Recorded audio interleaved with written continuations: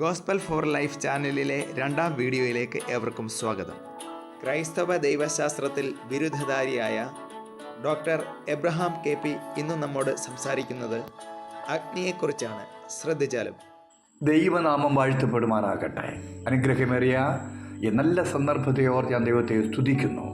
എന്നെ ശ്രമിക്കുന്ന എല്ലാ മാന്യ ശ്രോതാക്കൾക്കും വീണ്ടും യേശു ക്രിസ്തുവിൻ്റെ നിസ്തുല്യ നാമത്തിലുള്ള സ്നേഹവന്ദനം. ഇന്നത്തെ നമ്മുടെ ചിന്താ വിഷയം ഫയർ ആണ്, തീ ആണ്. നമുക്കറിയാം, യൂട്യൂബിൽ കൂടിയും ഫേസ്ബുക്കിലുമൊക്കെ ധാരാളമായി കാണുന്ന ഒരു ശുശ്രൂഷയാണ് ഫയർ. ഒരു കാലത്ത് നന്നായി ഫയർ ഓടിക്കൊണ്ടിരുന്നു. ഫയർ എന്താണെന്ന് പ്രവർത്തിക്കുന്നവനും അറിയത്തില്ല, കേൾക്കുന്നവർക്കും അറിയത്തില്ലാത്ത ഒരവസ്ഥയിലേക്ക് എത്തി. എന്നാൽ അതിനൊക്കെ കുറച്ചുകൂടി വ്യത്യാസം വരുത്തിയിട്ടുണ്ട്. ഇപ്പോൾ ഈ തീയെ അല്ലെങ്കിൽ ഫയറിനെ അവർ ശരിക്കും ഞെക്കി പിഴിഞ്ഞെടുത്ത് ലിക്വിഡാക്കിയെടുത്ത് ഇപ്പോൾ ലിക്വിഡ് ഫയറായി. സത്യത്തിൽ നമുക്ക് ഫയർ എന്താണെന്നും അഗ്നിജ്വാലയൊക്കെ എന്താണെന്നൊക്കെ നമുക്ക് ഒന്ന് പരിശോധിച്ച് നോക്കാം. യിരെമ്യാ പ്രവാചകന്റെ പുസ്തകം 5-ാം അധ്യായം 14-ാമത്തെ വാക്യത്തിൽ അവസാന ഭാഗം, ഇതാ ഞാൻ നിൻ്റെ വായിൽ എൻ്റെ വചനങ്ങളെ തീയും ഈ ജനത്തെ വിറകും ആക്കും. യിരെമ്യാവ് 23:29 അവൻ്റെ വചനം തീ പോലെയും പാറയെ തകർക്കുന്ന ചുറ്റിക പോലെയും അല്ലയോ? വചനം നമ്മുടെ കർത്താവാണ്. കർത്താവ് തീയും ചുറ്റികയും ആണോ? തീയും ചുറ്റികയും വചനത്തെ ആലങ്കാരിക വാക്കുകളായി ഉപയോഗിച്ചെന്നും മാത്രമേ ഉള്ളൂ. എന്നാൽ വചനത്തെ വെള്ളമായും പരിശുദ്ധാത്മാവിന് വെള്ളമായും ചിത്രീകരിച്ചിട്ടുണ്ട്. എന്നാൽ പരിശുദ്ധാത്മാവ് വെള്ളമാണ്. ലേവ്യ 6-ാം അധ്യായം 13-ാം വാക്യത്തിൽ യാഗപീഠത്തിൽ കെട്ടുപോകാതെ തീ എപ്പോഴും കത്തിക്കൊണ്ടിരിക്കണം. കാരണം യാഗപീഠത്തിലെ തീ ദൈവത്തിൻ്റെ സന്നിധിയിൽ നിന്ന് വന്ന തീയാണ്.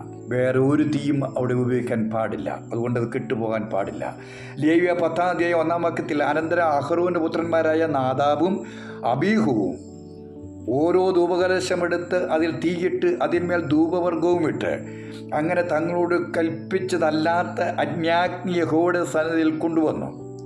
ഉടനെ യഹോവയുടെ സന്നിധിയിൽ നിന്ന് തീ പുറപ്പെട്ട് അവരെ ദഹിപ്പിച്ചു കളഞ്ഞു. സംഖ്യാപുസ്തകത്തിൽ 16-ാം അധ്യായത്തിൽ 35-ാമത്തെ വാക്യത്തിൽ കോരഹിനോട് ചേർന്ന് ധൂപം കാട്ടിയ 250 പേരെ യഹോവയുടെ സന്നിധിയിൽ നിന്ന് തീ പുറപ്പെട്ട് ദഹിപ്പിച്ച് കളഞ്ഞു. തീ എന്താണ് എന്ന് നമുക്ക് നോക്കാം. പുറപ്പാട് പുസ്തകം 3-ാം അധ്യായം 2-ാം വാക്യത്തിൽ അവിടെ യഹോവയുടെ ദൂതൻ ഒരു മുൾപ്പടർപ്പിൻ്റെ നടുവിൽ നിന്ന് അഗ്നിജ്വാലയിൽ പ്രത്യക്ഷനായി. അവൻ നോക്കിയാറെ മുൾപ്പടർപ്പ് തീ പിടിച്ച് കത്തുന്നതും മുൾപ്പടർപ്പ് വെന്തുപോകാതിരിക്കുന്നതും കണ്ടു. ഇവിടെ അഗ്നിജ്വാലയും തീയും ഉണ്ട്. ദാനിയേലിന്റെ പുസ്തകം 3-ാം അധ്യായം 22-ാമത്തെ വാക്യത്തിൽ ശദ്രക്കിനെയും മേശക്കിനെയും അബേദ്നെഗോവയും എടുത്തുകൊണ്ടുപോയ പുരുഷന്മാരെ അഗ്നിജ്വാല ദഹിപ്പിച്ചു കളഞ്ഞു. എബ്രായർ 12:29 നമ്മുടെ ദൈവമാ ദഹിപ്പിക്കുന്ന അഗ്നിയാകുന്നു. ദൈവത്തിൻ്റെ തീ ഉപയോഗിക്കുന്നത് കൂടുതലും നശിപ്പിച്ചു കളയുവാനാണ്. എന്നാൽ ചില സ്ഥലങ്ങളിൽ സംരക്ഷണം നൽകുവാനും തീ ഉപയോഗിക്കുന്നുണ്ട്. പരിശുദ്ധാത്മാവ് തീ അല്ല, സർവശക്തനായ ദൈവമാണ്. പരിശുദ്ധാത്മാവ് ശക്തിയുള്ള വ്യക്തിയാണ്. പരിശുദ്ധാത്മാവിന് ശരീരരൂപത്തിൽ വരുവാൻ കഴിയും. ലൂക്കോസിൻ്റെ സുവിശേഷം 3-ാം അധ്യായം 21-22 വാക്യങ്ങൾ പരിശോധിച്ചാൽ യേശു സ്നാനമേറ്റ് പ്രാർത്ഥിക്കുമ്പോൾ പരിശുദ്ധാത്മാവ് ദേഹരൂപത്തിൽ പ്രാവെന്ന പോലെ യേശുവിൻ്റെ മേൽ ഇറങ്ങി വന്നു. പരിശുദ്ധാത്മാവ് ദേഹരൂപത്തിൽ അല്ലെങ്കിൽ ശരീരമെടുത്ത് വന്നാൽ യേശുവിനെ പോലെ ഇരിക്കും. ദൈവം മനുഷ്യനായി വന്നാൽ യേശുവിനെ പോലെ ഇരിക്കും. ഇനി പരിശുദ്ധാത്മാവിനെ തീയെയും കുറിച്ച് ഒന്നുകൂടി നമുക്ക് പരിശോധിക്കാം. അപ്പോസ്തലപ്രവൃത്തി 2-ാം അധ്യായം 2-ാം വാക്യം മുതൽ 4 വരെ പെട്ടെന്ന് കൊടിയ കാറ്റടിക്കുന്നത് പോലെ ആകാശത്തുനിന്ന് ഒരു മുഴക്കം ഉണ്ടായി. അവർ ഇരുന്നിരുന്ന വീട് മുഴുവനും നിറച്ചു. അഗ്നിജ്വാല പോലെ പിളർന്നിരിക്കുന്ന നാവുകൾ അവർക്ക് പ്രത്യക്ഷമായി. അവരിൽ ഓരോരുത്തൻ്റെ മേൽ പതിഞ്ഞു. എല്ലാവരും പരിശുദ്ധാത്മാവ് നിറഞ്ഞവരായി ആത്മാവ് അവർക്ക് ഉച്ചരിപ്പാൻ നൽകിയതുപോലെ അന്യഭാഷകളിൽ സംസാരിച്ചു തുടങ്ങി. കൊടിയ കാറ്റടിക്കുന്നു. കൊടിയ കാറ്റ് പരിശുദ്ധാത്മാവല്ല. കാറ്റടിക്കുന്ന മുഴക്കം അവർ ഇരുന്നിരുന്ന വീട് മുഴുവൻ നിറച്ചു. ഈ മുഴക്കം യെരൂശലേമിൽ വന്ന് പാർക്കുന്ന ഭക്തിയുള്ള പുരുഷന്മാരുണ്ടായിരുന്നു. അവരും കേട്ടു. അവർ ഓടി ഈ സ്ഥലത്തെത്തുക തന്നെ ചെയ്തു. അഗ്നിജ്വാല പിളർന്നിരിക്കുന്ന നാവുകൾ ഇവിടെ കൂടിയിരുന്ന 120 പേരുടെ മേലും പതിച്ചു. എല്ലാവരും പരിശുദ്ധാത്മാവ് നിറഞ്ഞവരായി ആത്മാവ് ഉച്ചരിപ്പാൻ നൽകിയതുപോലെ അന്യഭാഷയിൽ സംസാരിച്ചു തുടങ്ങി. അഗ്നിജ്വാല എന്താണെന്നും തീ എന്താണെന്നും നമുക്ക് നോക്കാം. ദാനിയേൽ 7:9 ഞാൻ നോക്കിക്കൊണ്ടിരിക്കെ അവർ ന്യായാസനങ്ങളെ കുറിച്ച് വയോധികനായ ഒരുത്തൻ ഇരുന്ന് അവൻ്റെ വസ്ത്രം ഹിമം പോലെ വെളുത്തതും അവൻ്റെ തലമുടി നിർമ്മലമായ ആട്ടിരോമം പോലെയും അവൻ്റെ സിംഹാസനം അഗ്നിജ്വാലയും ദൈവത്തിൻ്റെ രഥചക്രങ്ങൾ കത്തുന്ന തീയും ആയിരുന്നു. അപ്പോൾ ഇവിടെ ഇറങ്ങി വന്ന അഗ്നിജ്വാല എന്തായിരുന്നു? പരിശുദ്ധാത്മാവ് ദൈവമായിരുന്നുകൊണ്ട് അഗ്നിജ്വാല അവൻ്റെ സിംഹാസനമാണ്. ദൈവത്തിൻ്റെ സിംഹാസനം. യെശയ്യാപ്രവാചകന്റെ പുസ്തകം 66:1 സ്വർഗമെൻ്റെ സിംഹാസനം, ഭൂമി എൻ്റെ പാദപീഠം. സ്വർഗമാണ് തൻ്റെ സിംഹാസനം. ദൈവം ഇരിക്കുന്നത് സ്വർഗത്തിലാണ്. ദൈവം എവിടെ ഇറങ്ങി വരുന്നുണ്ടോ അവിടെയെല്ലാം ഈ സ്വർഗവും ഇറങ്ങി വരും. പരിശുദ്ധാത്മാവ് ദൈവമായതുകൊണ്ട് സിംഹാസനമാകുന്ന സ്വർഗവും ഇറങ്ങി വന്നു എന്ന് നാം മനസ്സിലാക്കണം. അന്ന് ഇത് പിളർന്നതെന്തിനാ? 120 പേര് അതിനകത്തേക്ക് പ്രവേശിച്ചു. സ്വർഗത്തിൽ തന്നെയാണോ ഇരുത്തിയിരിക്കുന്നതെന്ന് പരിശോധിച്ചാൽ എഫേസ്യർ 2:7 ക്രിസ്തുയേശുവിൽ അവനോടുകൂടെ ഉയർപ്പിച്ച് സ്വർഗത്തിൽ ഇരുത്തിയിരിക്കുന്നു. നമ്മളെ ആ സ്വർഗത്തിലാണ് ഇരുത്തിയിരിക്കുന്നത്. രക്ഷിക്കപ്പെടുന്നവരെ മുഴുവനും ഈ സ്വർഗത്തിലാണ് ഇരുത്തിയിരിക്കുന്നത്. അന്ന് തുറക്കപ്പെട്ട സ്വർഗം ഇതുവരെയും അടയ്ക്കപ്പെട്ടിട്ടില്ല.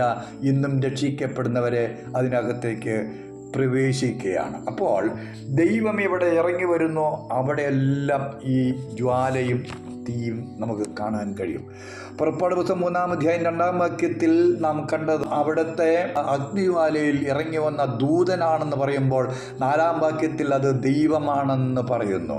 അപ്പോൾ ദൈവം ഇറങ്ങി വരുന്നിടത്ത് അഗ്നിയും അഗ്നിജ്വാലയും കാണാം. ദാനിയേലിന്റെ പുസ്തകം 3:22 നാം കണ്ടു എവിടെയും ശദ്രക്ക്, മേശയ്ക്ക്, അബേദ്നെഗോവിനെ എടുത്തുകൊണ്ട് പോകുന്ന പുരുഷന്മാരെ അഗ്നിജ്വാല ദഹിപ്പിച്ചു കളയുന്നു. കാരണം എബ്രായ ബാലന്മാർ തീക്കകത്ത് ചെന്ന് വീഴുന്നതിന് മുമ്പേ ദൈവം അവിടെ ഇറങ്ങി വന്നിരുന്നു.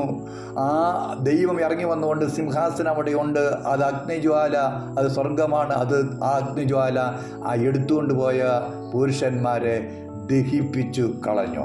എന്നാൽ നെബൂഖദ്നേസർ ഉണ്ടാക്കിയ തീയുടെ ബലത്തെ ദൈവത്തിൻ്റെ തീ കെടുത്തിക്കളഞ്ഞു.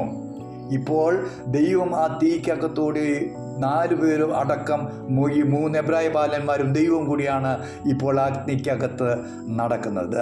എബ്രായ ലേഖനം 11:34 തീയുടെ ബലത്തെ അവൻ കെടുത്തി എന്ന് കാണുകയാണ്. നമ്മൾ മനസ്സിലാക്കേണ്ടത് ജ്വാല ദൈവത്തിൻ്റെ സിംഹാസനമാണ്.